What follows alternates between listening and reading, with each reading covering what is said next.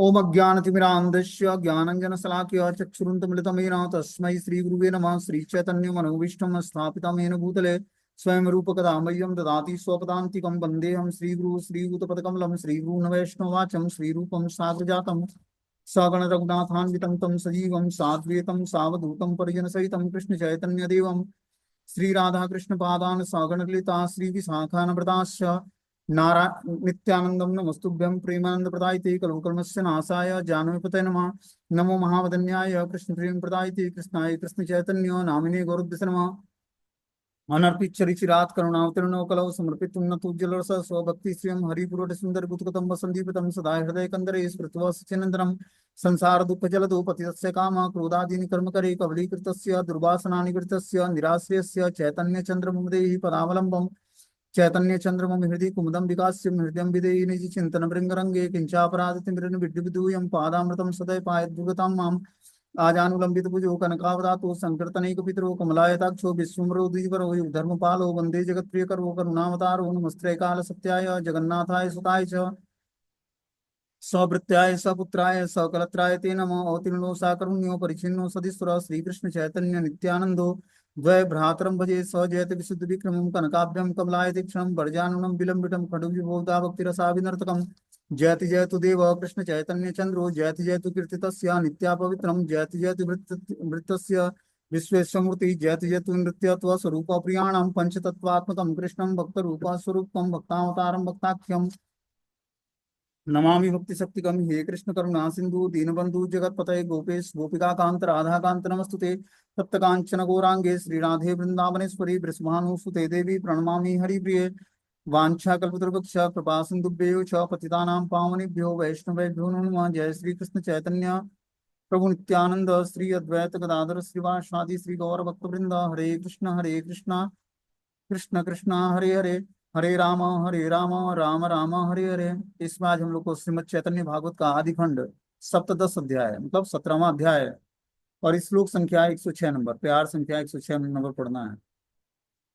बोलते हैं पूरी बले मंत्र बा बली या कौन कथा प्राण आमी दीते पारी तुम्हारा सर्वथा। हमने कल स्टोरी बताई थी कि दूसरे दिन प्रभु एकांत में ईश्वरपुरी से मंत्र दीक्षा लेने के लिए मधुर वचनों में प्रार्थना करते हैं। महाप्रभु चैतन्य देव भोजन बनाते हैं, उस समय ईश्वरपुरी पाद वहां पर आते हैं और भोजन करने की महाप्रभु रिक्वेस्ट करते हैं कि आप भी जो हमने भगवान के लिए भोजन बनाया भोग बनाया है, भोग लगने के बाद आप भी प्रसाद के रूप में स्वीकार करिए। इससे हमें बहुत ही अच्छा लगेगा, आनंद आएगा कि आप हमारे बनाए हुए भोजन को आप स्वीकार करेंगे। ठीक है, तो ईश्वरपुरी पाद भगवान का बना हुआ जो गौरांग महाप्रभु के हाथ का बना हुआ भोजन होता है स्वीकार करते हैं प्रसाद के रूप में। और फिर जो है ईश्वरपुरी पाद बहुत ही गुणगान करते हैं भगवान गौरांग महाप्रभु का। ठीक है, और महाप्रभु भी अपने गुरु ईश्वरपुरी पाद का बहुत ही गुणगान करते हैं। फिर ईश्वरपुरी पाद के जन्म स्थान पर जाकर महाप्रभु क्या करते हैं, वहां से मृत्तिका मतलब मट्टी अपने उत्तरी वस्त्र में बांध कर और अपने साथ ले आते हैं। महाप्रभु ईश्वरपुरी पाद के साथ उनके जन्म स्थान पर जाते हैं और वहां से मृतिका मतलब कुछ मट्टी कुमारहट्ट में ईश्वरपुरी पाद का ग्राम था, कुमारहट्ट ग्राम में ईश्वरपुरी पाद अवतरित हुए थे। तो कुमारहट्ट में जाते हैं महाप्रभु अपने गुरु ईश्वरपुरी के साथ और वहां से वो कुछ मृतिका मृतिका मतलब मट्टी लेकर आते हैं अपने उत्तरी वस्त्र में बांध करके, हमारे गुरु स्थान का ये मट्टी है।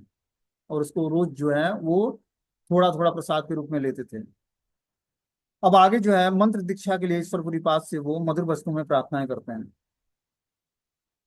ईश्वरपुरी ने कहा कि मंत्र सुनाने की तो बात ही क्या है, मैं सब समय तुम्हारे लिए प्राण भी दे सकता हूँ। ईश्वरपुरी पाद ने बोला कि मंत्र सुनाने की क्या बात है, मैं तो तुम्हारे लिए अपने प्राण भी दे सकता हूँ। तबे तान स्थाने शिक्षा गुरु नारायण करी लेना दक्षा दशाक्षर मंत्रेर ग्रहण। तम स्वयं शिक्षा गुरु श्री नारायण ने उनसे दशाक्षर मंत्र ग्रहण किया। बता रहे हैं तब स्वयं शिक्षा गुरु श्री नारायण ने उनसे दशाक्षर मंत्र मतलब ईश्वरपुरी पाद से भगवान गौरांग महाप्रभु 10 अक्षरों वाला मंत्र स्वीकार करते हैं। बोलते हैं श्री कृष्ण श्री गौर सुंदर साक्षात कृष्ण स्वरूप हैं और इसलिए अंतर्यामी गुरु चैत्य गुरु रूप में ईश्वरपुरी पाद के हृदय में अधिष्ठित होकर महाप्रभु ने निश्रेय सारथी अपरमार्थी व्यक्तिगत व्यक्ति मात्र का ही जो सर्वप्रथम गुरु पादाश्रय एकांत आवश्यक है। इस विधि की शिक्षा देने के लिए स्वयं शिष्य अभिमान से पूरी पूरी पाद को गुरु रूप में स्वीकार करके उनसे दशाक्षर मंत्र ग्रहण लीला का अभिनय किया। तो महाप्रभु स्वयं भगवान है, कृष्ण है, क्या करते हैं, अपने गुरु ईश्वरपुरी पाद के हृदय में अधिष्ठित होकर और उनको उत्प्रेरणा देते हैं। और इस प्रकार ये सांसारिक लोगों को दिखाने के लिए, इस संसार में दिखाने के लिए उन्होंने एक शिष्य अभिमान का रोल किया और पूरी पाद से दीक्षा ग्रहण की, मतलब ईश्वर पूरी पाद से दीक्षा ग्रहण किया और दशाक्षर मंत्र ग्रहण करने की लीला अभिनय किया कि किस तरह गुरु बनाकर उनसे दीक्षा लेकर और जो मंत्र मिले उसका जाप करना चाहिए। महाप्रभु चैतन्य देव स्वयं भगवान है, उनको दीक्षा और गुरु की आवश्यकता नहीं है, लेकिन उसके बाद भी वे एक नर लीला कर रहे हैं, एक भक्त का लीला कर रहे हैं। तो बताना चाहते हैं कि और जब हमें भक्ति करनी है तो एक जीता जागता हमें गुरु चाहिए, शिक्षा गुरु और दीक्षा गुरु, जो हमें शिक्षा दे और दीक्षा दे। और इस प्रकार हम शिक्षा गुरु और दीक्षा गुरु के आदेश का पालन करके धीरे धीरे भक्ति में आगे बढ़ सकते हैं। बोलते हैं, तब ये प्रभु प्रदक्षिणा करिया पुरी रे, प्रभु बले देह आमी दिलाड़ा तुम्हारे, हे न शुभ दृष्टि तुम्ही कर हमारे, एन आमी भासी कृष्ण प्रेमेर सागरे। तब प्रभु ने ईश्वरपुरी पाद की प्रदक्षिणा करके उनसे कहा कि मैंने आपकी देह आपको समर्पित, अपनी देह आपको समर्पित कर दिया है। आप मुझ पर ऐसी शुभ दृष्टि कीजिए जिससे मैं कृष्ण प्रेम सागर में डूब सकूं। जब दीक्षा करे, दीक्षा समय शिष्य करे आत्मसमर्पण। जब दीक्षा गुरु के से लेता है, प्रमाणिक गुरु से, तो शिष्य क्या करता है, अपने गुरु को आत्मसमर्पण कर देता है। आत्मसमर्पण करने का मतलब है कि 100% गुरु जो बोलेंगे उसको मैं पालन करूंगा। ये उस भक्त की इच्छा होनी चाहिए दीक्षा लेते समय। ऐसा नहीं कि बस दीक्षा ले लिया काम खत्म हो, अपने मन से घूम रहा है, अपने मन से चल रहा है, सब कुछ ऐसा नहीं है। क्या करता है व्यक्ति, आत्मसमर्पण कर देता है गुरु को कि अब जैसा आप गुरुदेव आज्ञा करेंगे उस हिसाब से हम अपना जीवन जिएंगे। और जीवन जीने के लिए आपको कुछ नहीं करना है, क्या करना है, गुरु के आदेश का पालन करना है। वो आदेश ही आपको एक नया वे तैयार करके देगा, आपके धर्म अर्थ काम मोक्ष को रेगुलेट करके, और पंचम पुरुषार्थ भगवान का प्रेम भी प्रदान करेगा। बस गुरु आदेश का पालन करिए। और जो प्रमाणिक गुरु शास्त्र अनुसार है, वैष्णव है, ठीक है ना, और आदर्श गुरु के रोल में है, और पूरे जो है गुरु परंपरा के द्वारा प्रमाणिक है, तो ऐसे गुरु के आदेश का हम पालन करते ही भगवान से हमारी कनेक्टिविटी बन जाती है। ठीक है ना। बता रहे हैं, तब प्रभु ने ईश्वरपुरी पाद की प्रदक्षिणा करके उनसे कहा कि मैंने अपनी देह आपको समर्पित किया है, आप इस पर शुभ दृष्टि डालिए और जिससे मैं कृष्ण के प्रेम सागर में डूब सकूं। बोलते हैं, कोई कोई धर्म अर्थ काम स्त्री वर्ग को एक कोई कोई अपवर्गीय मुक्ति को ही चरम प्राप्त के रूप में स्थिर करते हैं, किंतु पंचम पुरुषार्थ कृष्ण प्रेम को प्रयोजन रूप से निर्णित करने में अधिकतर लोग असमर्थ होते हैं। जगत गुरु गौर सुंदर ने लोक शिक्षार्थ कृष्ण प्रेम लिप्सु शिष्य के लीला अभिनय पूर्वक धर्म अर्थ काम और मोक्ष इस चतुर्विध कैतव को संपूर्ण रूप से त्याग करके कृष्ण प्रेम को ही निश्रेय सारथी परमार्थिक मात्र का ही एकमात्र मुख्यतम प्रयोजन, और वही जो भगवत रूप में उनका अपना ही प्रयोजन है, गुरु रूपी ईश्वरपुरी पाद के निकट उन्होंने यही प्रार्थनाएं ज्ञापित किया। कृष्ण प्रेम प्राप्ति ही जो एकमात्र प्रयोजन तत्व है, इसकी स्वयं उपलब्धि करके उनके निकट कीर्तन किया। तो इस तरह महाप्रभु जो जगत गुरु हैं, उन्होंने एक शिष्य लीला अभिनय करके और धर्म अर्थ काम और मोक्ष इस चतुर्दिक कैटब को संपूर्ण रूप से त्याग करके और कृष्ण प्रेम जो कि पारमार्थिक एकमात्र मुख्य प्रयोजन है एक भक्त का, उस प्रयोजन को प्राप्त करने के लिए गुरु रूप में ईश्वरपुरी पाद का वर्णन किया और उनसे प्रार्थनाएं ज्ञापित किया। कृष्ण प्रेम प्राप्ति का ही एकमात्र प्रयोजन तत्व है और उसी की उपलब्धि के लिए उनके पास जाकर प्रार्थनाएं किया और उनके सामने कीर्तन किया। सुनिया प्रभुरा वाक्य श्री ईश्वरपुरी प्रभुरा दिलेना आलिंगन वक्षधरी। प्रभु के वाक्य सुनकर श्री ईश्वरपुरी ने उनको छाती से लगाकर आलिंगन कर लिया। दोहारा नयन जले दोहारा शरीर सिंचित हिला प्रेम के नहे स्थिर। दोनों के नेत्र के प्रेमाश्रु, दोनों का शरीर सिंचित हो गया और प्रेम से दोनों अस्थिर हो गए। तो दोनों आपस में एक दूसरे का आलिंगन कर लेते हैं, गुरु और शिष्य, और आपस में इतना रोते हैं कि दोनों का शरीर जो है गीला हो जाता है अश्रु से। इनके अश्रु से उनका शरीर और उनके अश्रु से इनका शरीर, इतना आपस में प्रेम था गुरु और शिष्य में। बोलते हैं, हे नमते ईश्वरपुरी कृपा करी कत दीन गया और हीला गौर हरि। इस प्रकार ईश्वरपुरी पर कृपा कर श्री गौर हरि कुछ दिन तक गया में ही रहे। इस प्रकार ईश्वरपुरी पाद पर कृपा करके श्री गौर हरि कुछ दिन गया में ही निवास करते हैं। गया एक धाम है, तीर्थ है जो बिहार में है। बोलते हैं आत्म प्रकाश आसी हईला समय, दिने दिने बाड़े प्रेम भक्ति रहो विजय। आत्म प्रकाश करने का समय उपस्थित होने पर प्रभु की दिन प्रतिदिन प्रेम भक्ति की वृद्धि होने लगी। अब जैसे ही वो अपने गुरु का एसोसिएशन करने लगे, उनके अंदर धीरे धीरे दिन प्रतिदिन प्रेम भक्ति का वृद्धि होने लगा। स्वयं भगवान गौर सुंदर ने उसके बाद आदर्श भक्ति चरित्र का अभिनय करने पर उन्मेषित स्वरूप भगवदाश्रित जीव की हृदय गम्य मनोवृत्ति प्रदर्शन लीला का अभिनय किया। इस तरह से महाप्रभु अब जो है दीक्षा लेने के बाद ईश्वरपुरी पाद से एक आदर्श भक्त का चरित्र अभिनय करते हैं और उन्मेषित स्वरूप भगवत आश्रित जीव का जो हृदय की स्थिति होती है, वैसे ही हृदय की स्थिति बनाकर वैसे ही लीला प्रदर्शन का अभिनय करते हैं। बोलते हैं दास्य प्रेम भक्ति, साख्य प्रेम भक्ति, वात्सल्य प्रेम भक्ति, माधुर्य कांत शाश्वत प्रेम भक्ति नित्य नव नवामान भाव से वृद्धि पाने लगी। मधुर रसाश्रित प्रेमा भक्ति के अंतर्गत वात्सल्य प्रेमा भक्ति। तो इस तरह से महाप्रभु ने अलग अलग जो प्रेमा भक्ति के अलग अलग लक्षण हैं, जो अलग अलग रसों में आदान प्रदान होता है, उस तरह के रसों का आदान प्रदान जो है के लक्षण उन्होंने प्रकट किया। एक दीना महाप्रभु बसिया निवृत्त, निज इष्ट मंत्र ध्यान लगा लीला करित। एक दिन महाप्रभु एकांत में बैठकर अपने इष्ट मंत्र का ध्यान करने लगे। जो अपने गुरु से प्रदान किया गया इष्ट मंत्र था, वो अकेले में बैठकर एकांत में एक दिन ध्यान करने लगते हैं। ध्यानानंदे महाप्रभु बाह्य प्रकाशिया, करिते लागीला प्रभु रोदन डाकिया। कृष्ण रे बाप रे मोर जीवन श्रीहरि, कौन दिके गैला मोर प्राण करी चूरी। पाइनु ईश्वर मोर कौन दिके गेला, श्लोक पढ़ी प्रभु कांदिते लागिला। वे कृष्ण ध्यान के आनंद में मग्न थे। अचानक बाह्य ज्ञान होने पर वे क्रंदन करके पुकारने लगे। तो कृष्ण का ध्यान करते और अचानक बाह्य ज्ञान हुआ और इस प्रकार वो क्रंदन करने लगे, मतलब रोने लगे और कृष्ण को पुकारने लगे।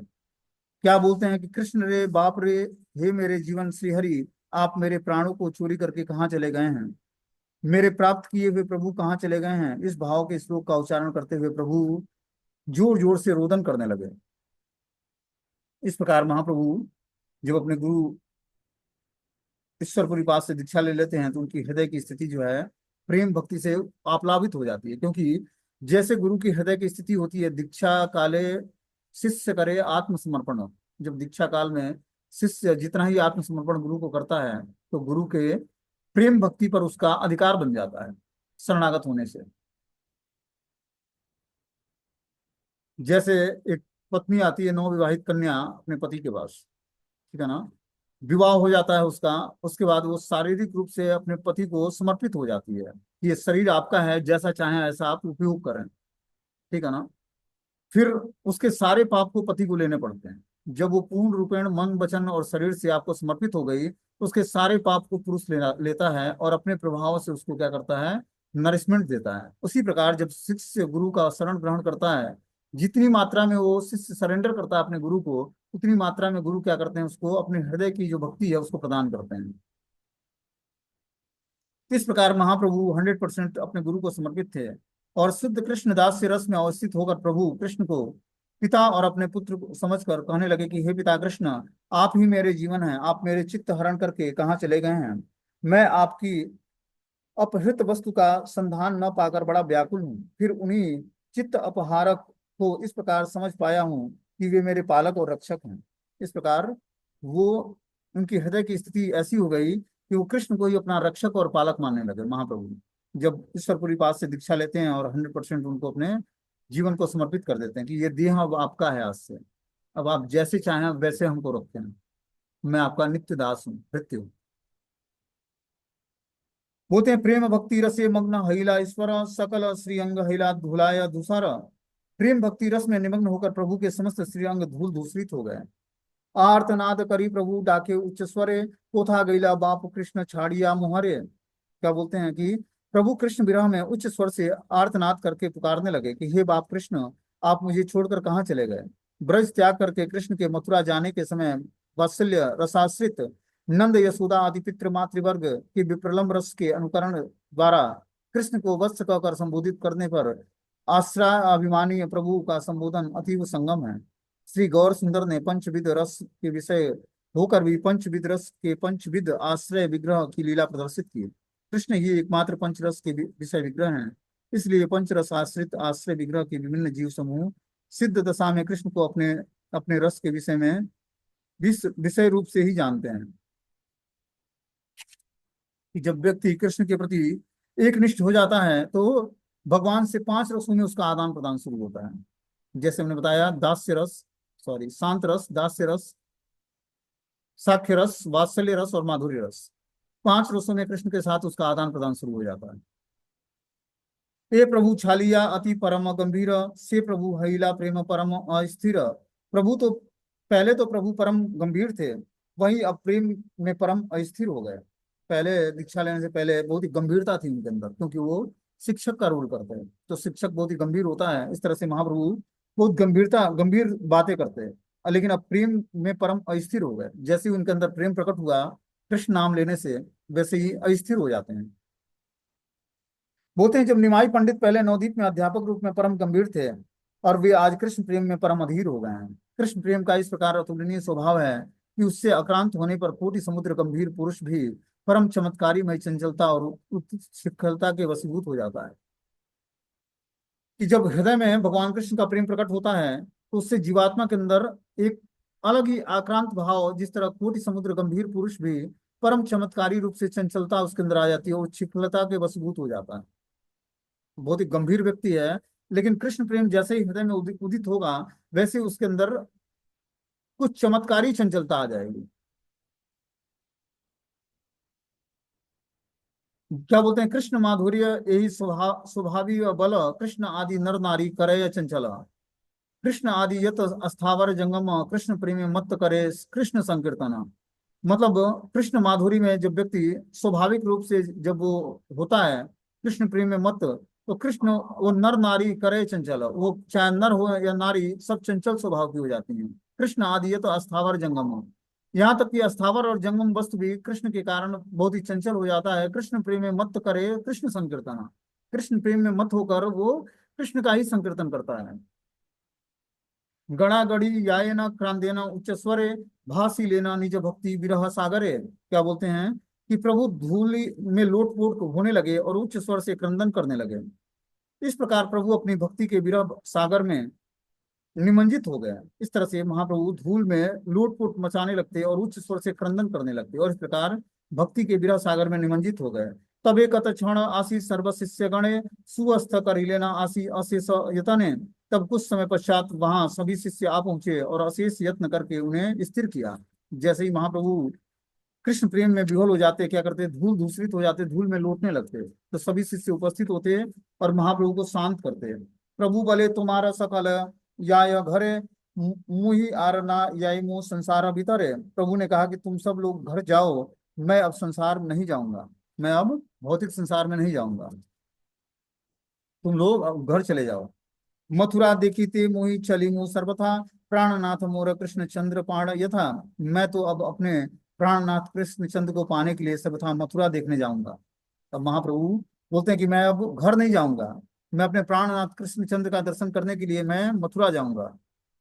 प्राणनाथ कृष्णचंद्र मधुर कांत रस की आश्रय गोपी के भाव से विभावित होकर उसी रस के विषय ब्रजेंद्र नंदन के प्रति संबोधनित हैं।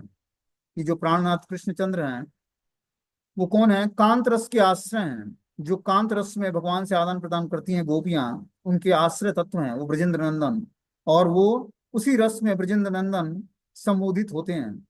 नाना रूपे सर्व शिष्य गण प्रबोधिया, स्थिर करिया राखी लेना सबाय मिलिया। समस्त शिष्यों ने मिलकर अनेक प्रकार से प्रभु को प्रबोधन देकर उन्हें स्थिर किया।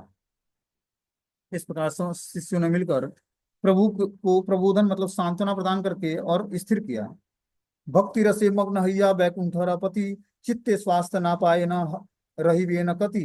परंतु भक्ति भाव में मग्न होकर बैकुंठपति चित्त में किसी प्रकार की शांति नहीं पा रहे थे, तब फिर वहां क्यों ठहरते। अब महाप्रभु प्रेम रस में ऐसा ओतप्रोत हो गए कि उनको शांति नहीं मिल रही थी। जब व्यक्ति कृष्ण में के रस में, कृष्ण के नाम में जब उसकी अष्ट सात्विक विकार उसके अंदर उत्पन्न होता है, तो वो कभी चिल्लाता है, कभी रोता है उच्च स्वर से, कभी मूर्छा को प्राप्त हो जाता है, कभी शरीर के रोंगटे खड़े हो जाते हैं, आंखों से पिचकारियों जैसे जल निकलने लगते हैं।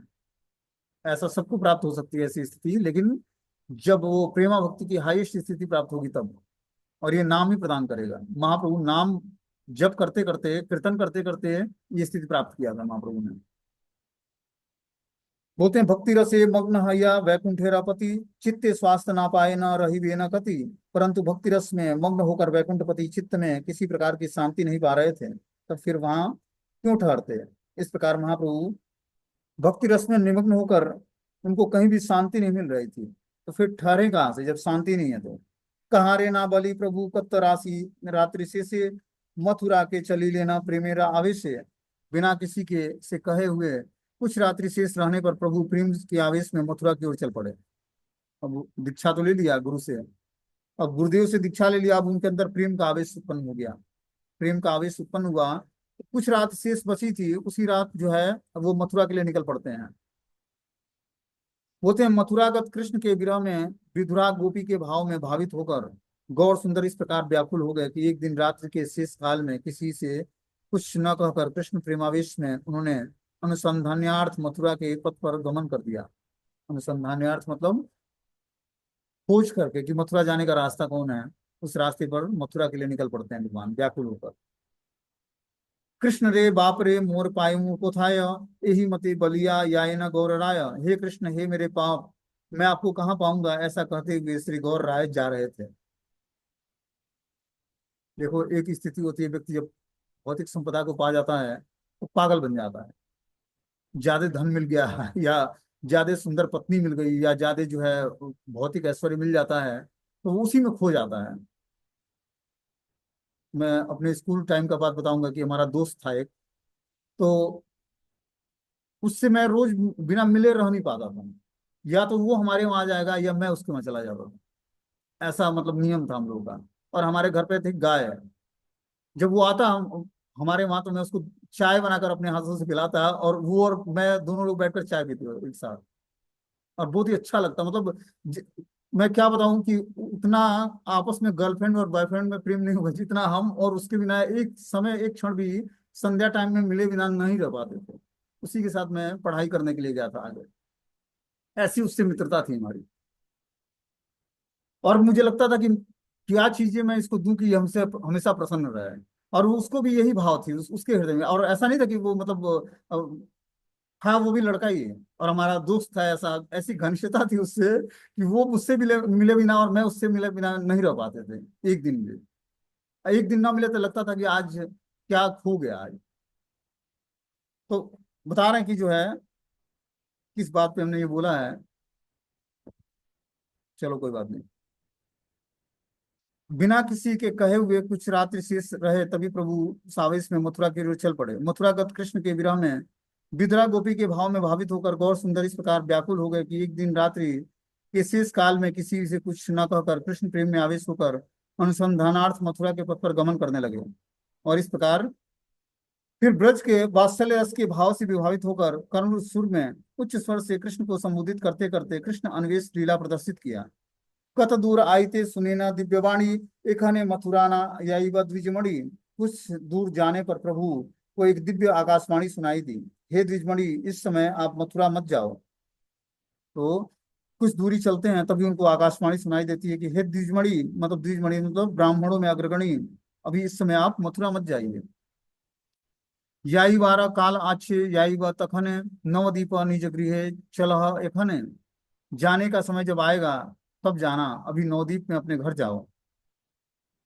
तुम श्री वैकुंठनाथ लोक निस्तारिते, अवतीर्ण हैया छ सवार सहिते।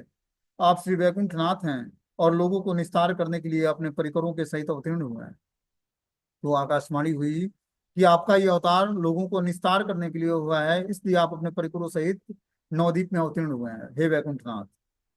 अनंत ब्रह्मांडमय करिया कीर्तन, जगतेर बिलाई व प्रेम भक्ति धन। आप अनंत ब्रह्मांडमय कीर्तन का प्रचलन करके जगत को प्रेम भक्ति धन का वितरण करेंगे। ब्रह्मा शिव सनकादि ये रसे विहल, महाप्रभु अनंत गायन ये मंगल।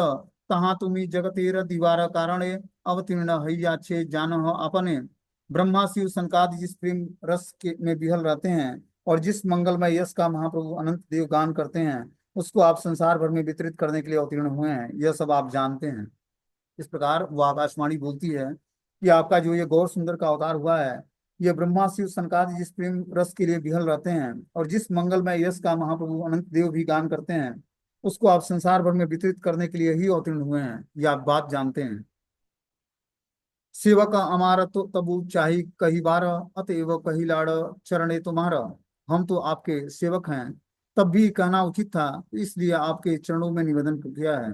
आप नारो विधाता अपने तुम्ही प्रभु, तुम्हारा ये इच्छा से लघन नहीं कबू। हे प्रभु, आप स्वयं अपने विधाता हैं, आपकी इच्छा का लंघन कौन कर सकता है। अतएव महाप्रभु चला तुम्ही घर, विलंबे देखी व आसी मथुरा नगर। इसलिए हे महाप्रभु, आप घर चलिए, तत्पश्चात आकर मथुरा नगर देखिएगा।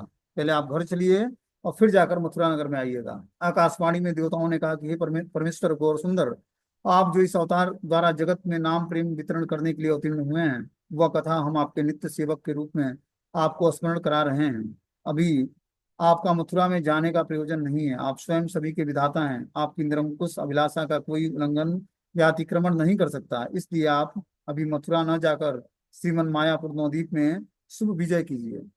इस प्रकार देवताओं ने आकाशवाणी कराई कि आपका जो ये गौर सुंदर का अवतार हुआ है, नाम प्रेम का वितरण करने के लिए हुआ है।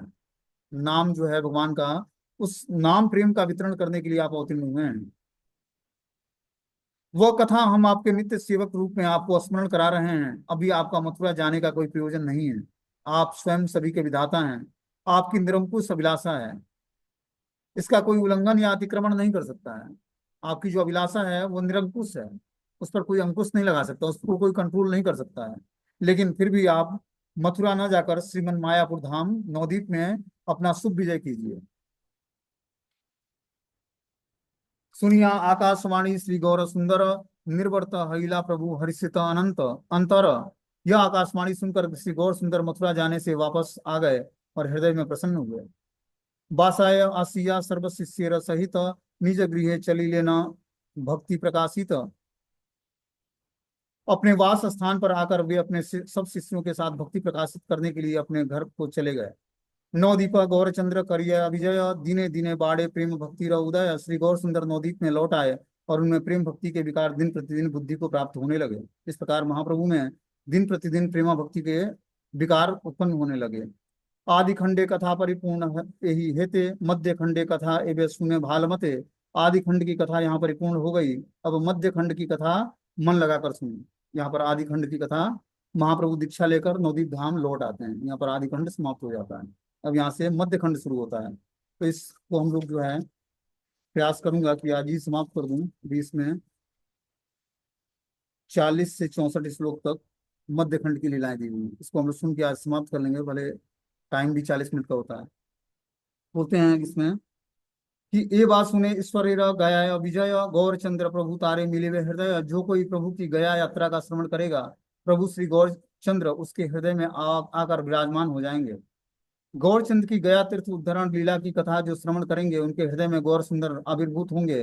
गौर सुंदर ने गया तीर्थ में प्रमुख गुरुपादाश्रय और उनकी कृपा लाभ लीला अभिनय द्वारा निश्रेयस परमार्थ के शिक्षार्थियों को आदर्श विधि शिक्षा देकर जगत में प्रेम भक्ति प्रचार लीला प्रकाश कर दी आरंभ की।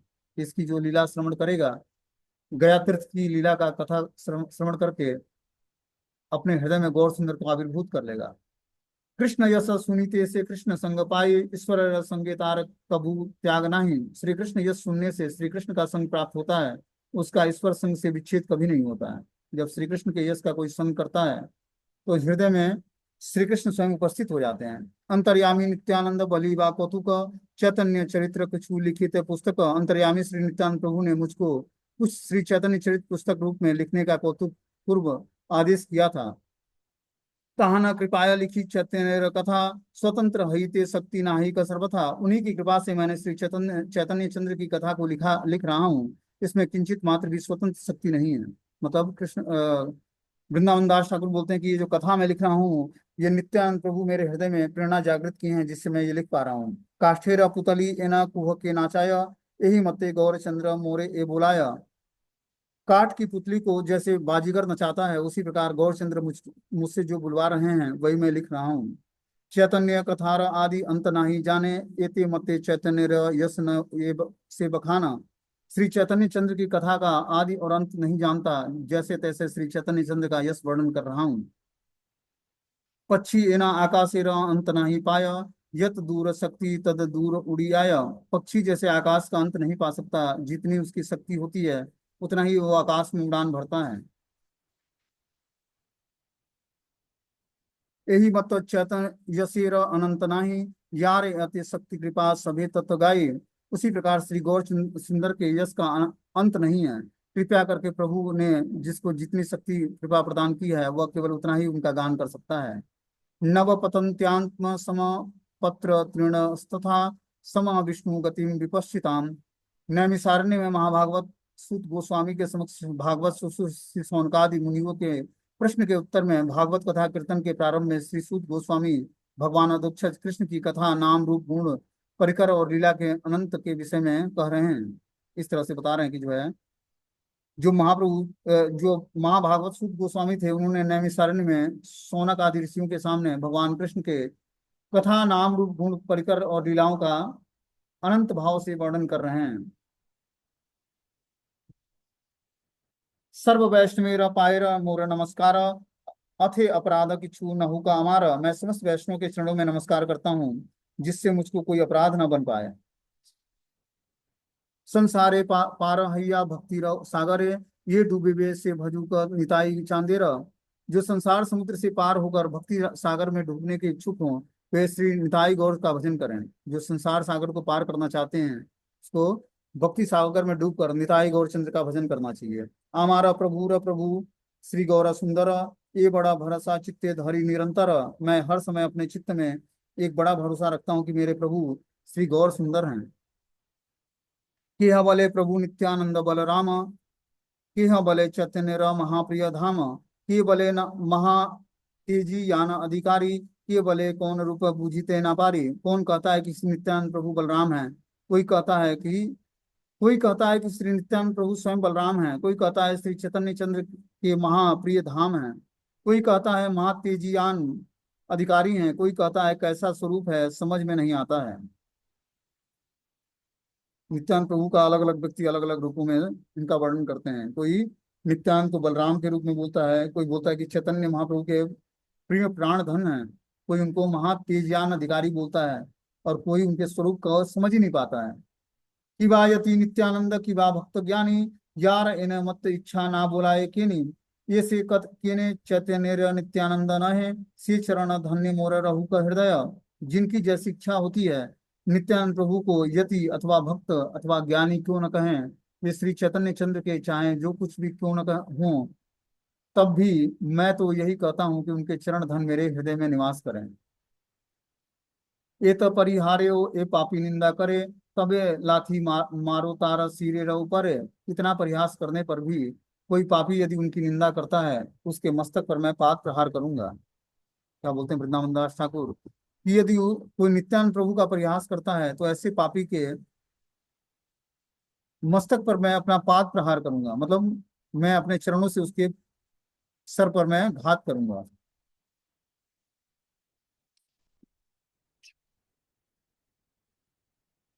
जय जय नित्यानंद चैतन्य जीवन, तुम्हारा चरण मोर हऊ का शरण।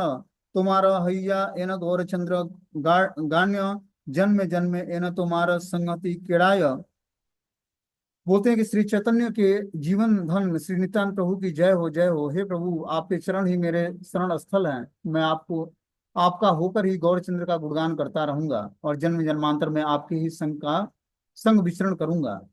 ए सुनाए आदि खंडे चैतन्य कथा, तहार श्री गौरचंद्र मिलिवे सर्वथा। जो कोई आदि खंड में वर्ण श्री चैतन्य चंद्र की कथा सुनता है उसको अवश्य ही श्री गौरचंद्र की कृपा मिलती है और गौरचंद्र स्वयं मिलते हैं। ईश्वर पुरी स्थाने हईला विदाय, गृह आई लेना प्रभु श्री गौर सुंदर।